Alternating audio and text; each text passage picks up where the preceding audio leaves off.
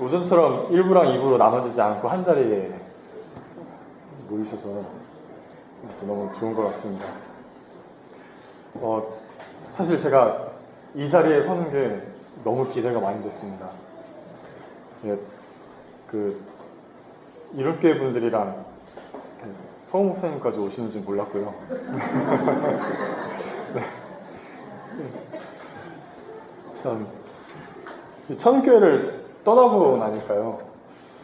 제가 참 큰 사랑을 받았구나. 그런 걸 많이, 정말 많이 느낍니다. 대표적으로요. 선생님들 제가 공차기 참 못하는 거 아시죠? 아시나요? 네. 공차기를 참 못하는데 3년 전에 있을 때는 늘 그렇게 격주로 축구를 하러 나갔습니다. 저희가 그죠? 그때 땀에는 되게 많이 늘었습니다. 여기서 기념비적인 골도 한 골 넣어봤습니다. 이제 전주로 가니까 안 껴줍니다. 이제 청년들이 못한다고.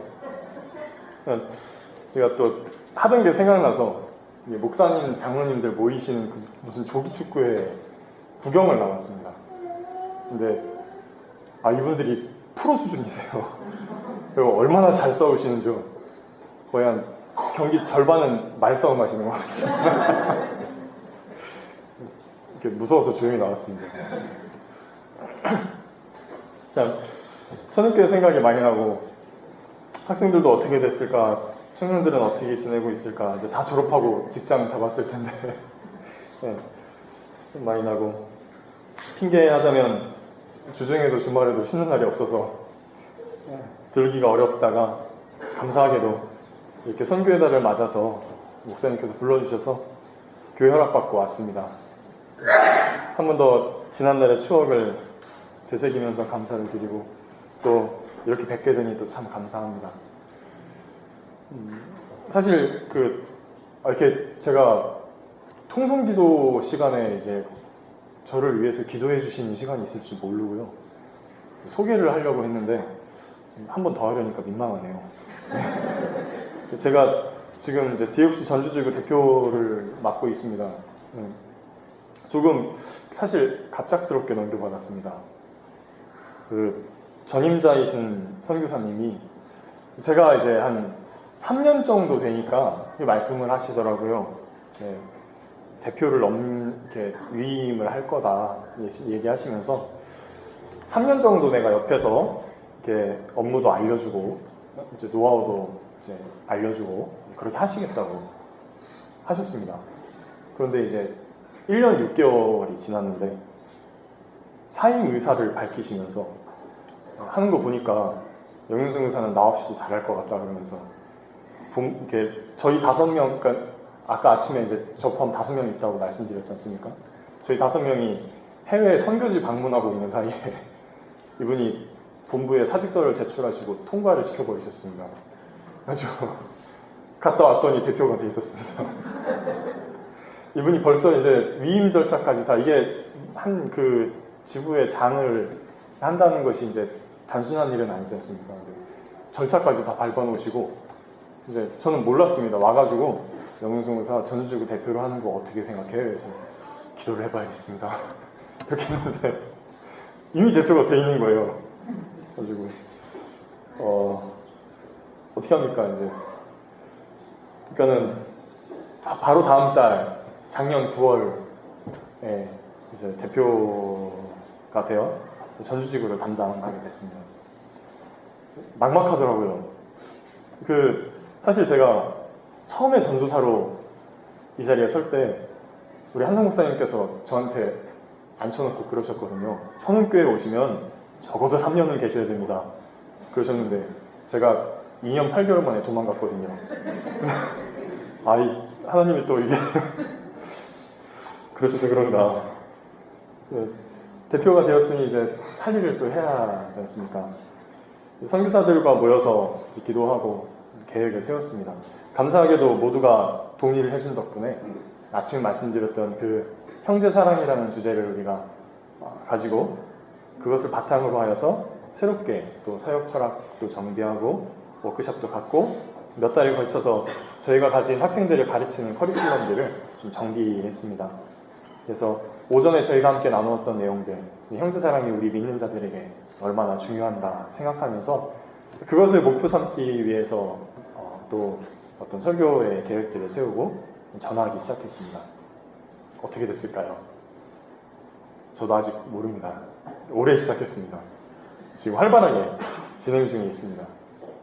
우리 성도님들께서 기도해 주신 대로 부족한 종을 위해서 또 함께 동역하는 선교사들을 위해서 또 우리 귀한 믿음의 청년들을 위해서 기도를 부탁드리겠습니다. 저도 잊지 않고 저기 천은교회와 이룸교회 성도님들을 위해서 기도하겠습니다.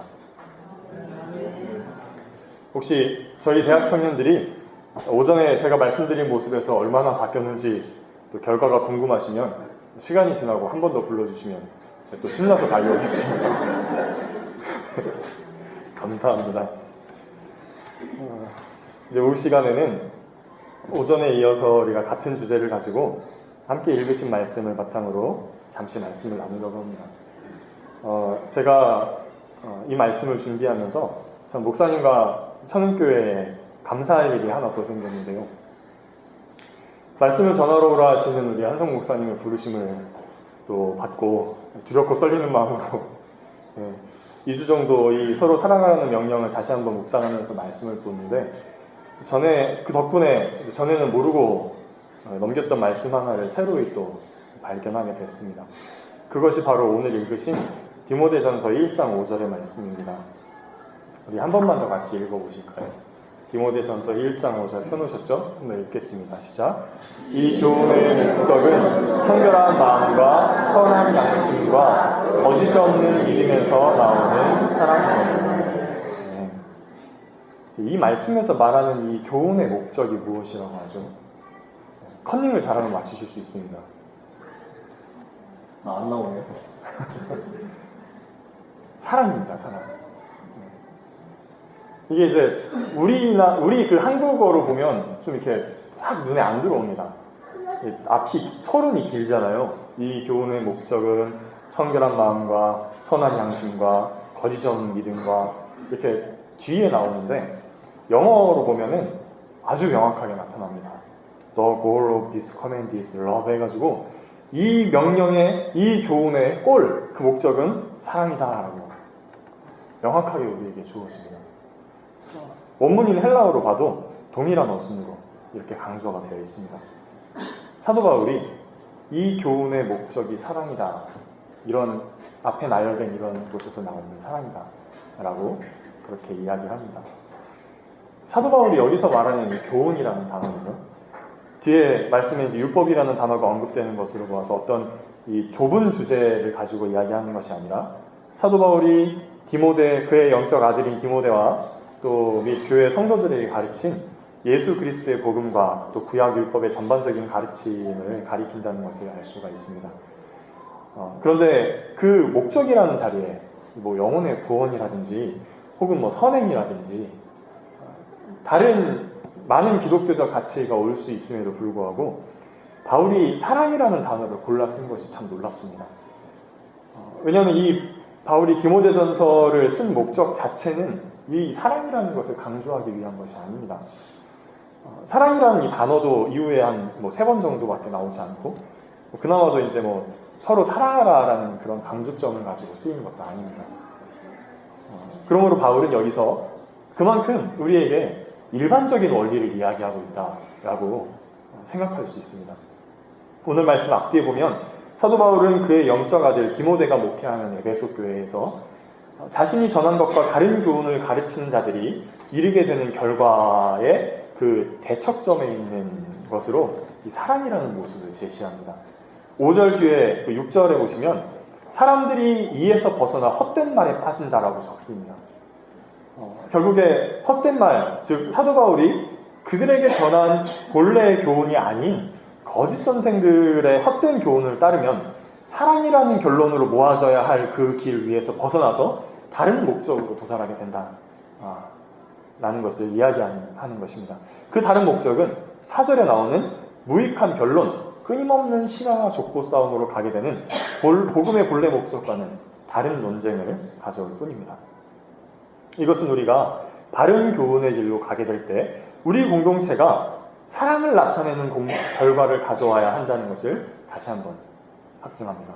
이 말씀이 형제들이 서로 사랑하는 것을 성경 말씀이 얼마나 중요하게 생각하는가라는 것을 집중하고 있는 저에게는 참 감사로 다가오는 구절이었습니다. 다시 한번 생각을 합니다. 우리는 우리가 배우고 받은 교훈을 통해서 이 세상 가운데 우리가 서로 사랑하는 자들이라는 것을 보여야 합니다. 물론 오해가 없으셨으면 좋겠습니다. 이 형제사랑이라는 것을 제가 오늘 강조한다고 해서 다른 것들은 다 치우고 형제사랑만을 가져가면 된다라고 말하는 것은 아닙니다. 분명히 성경은 사랑이라는 요소 외에도 우리가 믿는 자로서 가져야 할 많은 것들을 우리에게 이야기합니다. 우리가 주께로부터 얻은 구원의 가치와 예배, 복음의 의미, 그것을 우리의 삶에서 바르게 이해하고 실천하는 것들, 그리스도의 몸된 교회를 바르게 세우기 위한 권면 등은 형제를 사랑하는 것과는 사실 비교할 수 없이 많이 강조되고 반복되는 내용들입니다. 그러나 그러한 말씀 가운데 늘 결론부에 그러므로 너희가 서로 사랑하라는 권면이 빠지지 않는 이유는 오늘 말씀에서 말하는 것처럼 그 교훈들이 꼬린지점으로 담고 있는 것이 바로 믿는 자들 가운데 그리스도의 사랑의 모습이 나타나는 일이기 때문입니다. 사도 바울은 우리에게 사랑장으로 잘 알려져 있는 고린도전서 13장 초반부에 많이 아시죠? 그 초반부에 이렇게 적습니다. 제가 읽어드리겠습니다. 내가 사람의 방언과 천사의 말을 할지라도 사랑이 없으면 소리나는 구리와 울리는 꽹과리가 되고 내가 예언하는 능력이 있어 모든 비밀과 모든 지식을 알고 또 산을 옮길 만한 모든 믿음이 있을지라도 사랑이 없으면 내가 아무것도 아니오. 내가 내게 있는 모든 것으로 구제하고 또 내 몸을 불사르게 내어줄지라도 사랑이 없으면 내게 아무 유익이 없느니라. 이 1절 말씀에 사람의 방언과 천사의 말이라는 단어는 오순절의 성령 강림 사건을 떠올리게 합니다. 방언은 이제 복음 전파에 있어서 대표적인 성령의 역사로 나타났습니다. 그러나 바울은 그 속에 사랑이 없으면 그것이 그저 소리나는 구리와 울리는 꽹과리에 지나지 않는다라고 이야기합니다. 또 2절에 나타나는 내가 예언하는 능력이 있어 모든 비밀과 지식을 알고 라는 문장에서의 예언이라는 말이 사도 바울이 계속해서 쓰고 있는 그 예언이라는 말과 똑같다고 이제 생각을 하는데요. 이것은 결국에는 예언의 은사가 있어서 성경의 모든 비밀과 지식을 알아도라고 해석할 수가 있습니다. 그리고 이건 역시 그 안에 사랑이 없으면 아무 의미가 없는 것입니다. 또 3절에 나오는 내가 내게 있는 모든 것으로 구제하고 라는 문장에서 이 구제라는 단어는 선을 실천한다라는 관용적인 표현입니다. 그러니까 몸을 불사르게 내어준다는 뜻은 진짜로 그렇게 한다는 것이 아니라 구제의 극단적인 그 모습을 뜻합니다. 그러나 마찬가지로 그 속에 사랑이 없으면 그 일이 당사자에게 그리고 받는 사람에게 아무 유익이 없습니다. 이 세 절의 말씀은 사랑이 빠진 은사들의 무익함을 강조하는 말씀입니다. 그런데 저에게는 이 말씀들이 사랑을 생각하는 저에게 이 말씀들이 이렇게 들리더라고요. 우리 믿는 사람들이 익숙하게 전도할 수 있고 성경 공부를 인도도 할 수 있고 그런 기능을 갖춘 사람이 될 수는 있는데 형제 사랑은 빠져있는 그런 제자가 될 수 있는 가능성에 대한 경고처럼 저에게 다가왔습니다. 우리가 배우고 힘쓰는 일들이 유익이 아니라 무익한 일이 되지 않으려면 그 결론은 항상 내가 이 지식을 통해 이 알을 통해 내 교회를 내 옆에 있는 동역자들은 어떻게 사랑할 것인가로 맺어질 수 있도록 우리는 노력해야 할 것입니다. 그러면 이제 조금 더 구체적인 부분으로 들어가 보겠습니다. 저희가 지금껏 이야기해온 이 사랑이라는 것은 대체 무엇을 말하는 것일까요? 혹시 결론부터 이야기하자면 이 사랑이라는 것은 어떤 행동으로 정의되는 건 아닙니다. 점심에 구역원분들과 공과를 나누실 때 그런 이야기를 혹시 나누지 않으셨습니까? 사랑이라고 사랑 이야기를 하는데 대체 사랑이 뭐야? 서로 사랑하려는데 구체적으로 어떻게 하는 것인가? 혹시 그런 생각을 나누지 않으셨나 모르겠습니다. 그것이 없는 거죠. 왜냐하면 사랑은 그런 것이 아닙니다. 성경에는 사랑의 여러 성질들이 나열되어 있습니다. 우리가 앞서서 보았던 그 고린도전서 13장 말씀에 그것들이 잘 나타납니다. 사랑은 오래 참고, 사랑은 온유하고, 또 시기하지 않고, 자랑하지 않고, 무례행하지 않고, 성내지 않고, 악한 것을 생각지 않고, 여러 표현들이 나열이 되어 있죠. 이것들은 사랑이라는 그 이름 아래 행해지는 것들이지만, 근데 반대로 생각해보면 단순히 누가 무언가를 오래 참았다라고 해서 저 사람은 참 사랑이 많구나 이렇게 이야기하지는 않습니다. 사랑이라는 것은 사랑이란 내가 어떤 대상을 향해 품고 있는 마음의 종류를 말합니다. 그것은 내가 내 옆 사람을 사랑이라는 바탕을 가진 눈으로 바라보는 것입니다. 아마 성도님들께서는 다들 아실 겁니다. 내가 누군가를 사랑하는 눈으로 보는 것과 그렇지 못한 것이 얼마나 큰 차이가 나는가를 아실 겁니다.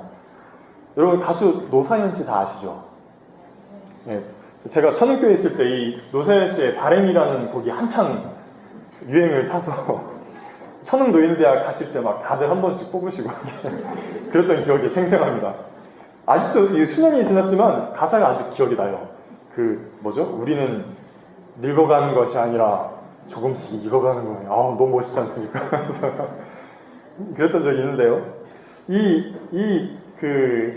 노사연 씨가 한 번은 TV에 나와서 그런 얘기를 한 적이 있어요. 자기가 남편을, 이무송 씨죠. 남편을 사랑할 때는 이 사람이 팬티바람에 난닝구만 입고 있어도 그 모습이 그렇게 귀여웠답니다. 근데 부부싸움을 하고 나면 그 모습이 얼마나 꼴보기가 싫은가. 이게 좀 저 머리 위로 액자라도 어디서 하나 안 떨어지나. 그렇게 생각했다고 하는 이야기를 본 적이 있습니다. 그건 것 같습니다. 우리가 어떤 사람에게 애정을 가지면 그 사람이 예뻐 보이죠. 흔히 하는 말로 뭘 해도 예뻐 보입니다. 그런데 애정이 없는 눈으로 사람을 보면 꼴보기가 싫습니다. 바뀐 것이 무엇입니까? 그 사람은 변한 것이 없습니다. 변한 것은 그 사람을 보는 내 눈입니다. 그러므로 어떤 행동 속에 사랑이 깔려있느냐 그렇지 않느냐 하는 것은 같은 행동이라도 완전히 다른 결과를 가져옵니다. 한쪽은 그 사랑의 바탕을 통해서 사랑의 결과를 가져오는 반면에 다른 한쪽은 사랑의 부재로 인해서 다툼과 헛된 분쟁을 일으키고 결국 믿음의 공동체를 와해시키는 일까지 가져오는 것입니다. 우리는 그 사랑 없음을 몹시 주의하고 또 경계해야 합니다. 근데 우리가 이렇게 이 사랑이라는 것을 생각하고 나면요, 그래도 좀 이렇게 할만해 보입니다. 생각하지 못했을 뿐이지 내가 저 형제를 사랑해야 한다는 생각만 잊지 않고 있으면 될 것 같지 않습니까? 내가 주의를 기울이고 이 형제를 사랑하려고 노력하면 마치 사랑할 수 있을 것 같거든요. 그런데 이게 쉽지 않습니다. 왜냐하면 이 사랑이라는 것이 어떤 이 행동으로 정의되는 것은 아니지만 행동으로 나타나지 않는 사랑은 또 아무 의미가 없는 것이기 때문입니다. 오늘 오전에 보신 요한일서 3장 14절을 지나 17절에 보면 사도 요한은 같은 형제를 사랑하는 그 맥락에서 이렇게 이야기를 합니다. 누가 이 세상의 재물을 가지고 형제의 궁핍함을 보고도 도와줄 마음을 받으면 하나님의 사랑이 어찌 그 속에 거하겠느냐? 자녀들아, 우리가 말과 혀로만 사랑하지 말고 행함과 진실함으로 하자. 그러면 이 형제에 대한 나의 이 사랑하는 마음을 행동으로 옮기려면 어떻게 해야 될까요? 사랑으로 들이받으면 될까요? 그 형제가 궁핍한 부분이 무엇인지 알아야죠. 그 형제에 대해서 알아야 됩니다. 그러면 그 형제를 더 많이, 더 잘 사랑하려면 어떻게 하죠? 그 형제를 더 많이, 더 잘 알아야죠. 그러면 그 형제를 더 많이, 더 잘 알려면 어떻게 해야 됩니까? 그 형제와 많은 시간을 함께 해야 됩니다. 그럼 그냥 시간만 보내면 됩니까? 그게 아니라 그 시간 동안에 서로에 대해서 아는 노력들을 해나가야죠. 그 노력이 있어야 우리는 서로를 제대로 사랑할 수 있습니다. 그것이 이 사랑을 실천해내기가 오늘날 우리가 참 쉽지 않은 이유라고 생각합니다. 생각해보면 하나님과의 관계도 마찬가지인 것 같습니다. 우리가 지나가는 사람한테 하나님께서 당신을 사랑하십니다, 이렇게 이야기를 하면 왜 하나님이 나를 사랑한다고 하는가에 대한 호기심은 가질 수 있지만 그 사람이 그 말을 듣자마자 눈물을 흘리지는 않습니다. 그 사람이 하나님이 나를 사랑하신다라는 말을 듣고 울게 되려면 하나님이 어떤 분이신지, 왜 우리를 창조하셨고 우리가 그분에게 어떤 짓을 했는지, 그를 위해서 하나님이 어떤 사랑의 희생을 치르셨는지를 배우는 시간들이 필요하고 그 마음이 깊이 이해되고 받아들여지기까지도 긴 시간이 필요합니다. 그런데 우리는 늘 주일날 참 최소한의 시간만을 들여서 예배하는 것이 너무 익숙한 것 같습니다. 그리고 하나님께 예배하는 날이라고 해서 하나님께만 하는 예배가 온전히 이루어지면 된다고 생각을 하는 것 같습니다. 그러나 우리의 예배는 두 가지입니다. 하나는 우리와 하나님 사이의 수직적인 예배이고, 하나는 예배의 확장으로서 수평적인 예배가 또 존재합니다. 그것이 바로 우리가 하나님을 중심에 두고 나누는 예배이기 때문에 교제라는 단어를 씁니다. 그래서 우리가 믿는 자들이 함께 모여서 교제하는 그 시간들이 우리에게는 너무나 중요한 시간인 거죠. 제가 전도사로 이곳에 있을 때 우리 한성 목사님이 너무 대단하다고 생각한 게 몇 가지가 됩니다. 하나만 알려드리겠습니다. 그 중에 하나가 뭐였냐면요, 우리 한성 목사님의 신방 스타일이셨어요. 목사님께서요, 성도의 집에 들어가시면 안 나오세요. 얼마 전까지 신방 하셨죠? 2시간, 3시간 예배 전에도 예배 후에도 교회에 돌아가실 생각이 없는 것 같아요. 제가 특히 이제 그날이 토요일이 되면 전도사로서는 마음이 힘든 거예요. 이제 오늘도 자정 넘어서 자셨구나 생각하면서 같이 있고, 늘 궁금했습니다. 어떻게 목사님 이렇게 하실 수 있을까? 그러면서도 이게 이야기가 끊이지를 않는 거예요. 그 안에서 저는 너무 놀라웠습니다. 저는 이렇게 누구랑 같이 있으면요, 제가 이제 참 이게 사랑이 없었던 사람인가 이야기가 자꾸 안 돼요, 잘. 그러니까 이렇게 막 몇 시간씩 계시니까 너무 대단한 거예요. 그래서 그렇게만 생각했습니다. 한승 목사님 참 대단하다, 대단하시다 생각했는데, 제가 이 형제 사랑에 대한 생각을 하면서 깨달았습니다. 그렇게 해야 사랑할 수 있구나. 너무 놀라웠습니다. 우리가 사랑하는 사람과 사랑하려는 사람과 많은 시간을 보내는 것이 그 사람을 사랑할 수 있는 가장 좋은 길이더라고요. 그래서 저도 이제 신방할 일이 있으면 반드시 따라야겠다 결심을 했습니다. 많이 따라할 겁니다. 여기 계신 성도님들께도 권면을 드립니다. 예배가 오전부터 오후까지 너무 길어서 힘들지 않으신가요? 교회가, 우리 한성 목사님께서 여러분들을 교회에 묶어두려고 한다고 생각하지 마십시오. 그 시간들을 서로 사랑하는 일에 사용하실 수 있으면 참 좋겠습니다. 다시 한번 기억하시기를 부탁드립니다. 목적은 사랑입니다. 형제 사랑을 마음의 바탕으로 삼고 그 사랑의 눈으로 옆에 계신 분들을 바라보시기 바랍니다. 성도님들께서 사역자들을 통해서, 서로의 교제 시간을 통해서, 성경 말씀을 직접 읽고 듣고 본 바들을 통해서 그 사랑의 바탕을 만드는 일에 사용되도록 하십시오. 서로를 만날 때마다 주님, 오늘도 사랑하는 마음으로 이 지체를 바라볼 수 있게 해주십시오라고 기도하십시오. 그리고 그것을 위해 기꺼이 시간을 사용하시기 바랍니다. 그렇게 한다면 성도님들께서 이 교회에서 행하는 모든 일들은 그것이 아무리 작은 것일지라도 형제를 사랑하는 모습으로 나타날 것입니다. 생각해보세요. 얼마나 그게 아름다울까요? 우리의 믿음의 공동체 가운데 그러한 사랑의 모습이 더욱더 풍성해지길 소망하겠습니다. 함께 기도하겠습니다.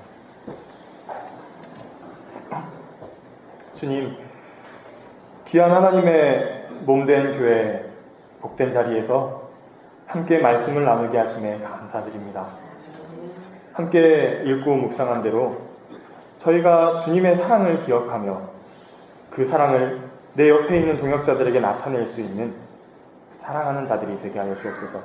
주님, 이 자리에 있는 주님의 거룩한 백성들이 이 교훈의 목적이 사랑임을 기억하며 사랑으로 변화를 만들어내고 사랑으로 사람의 마음을 감화시키는 놀라운 사랑의 공동체가 되기를 소망합니다.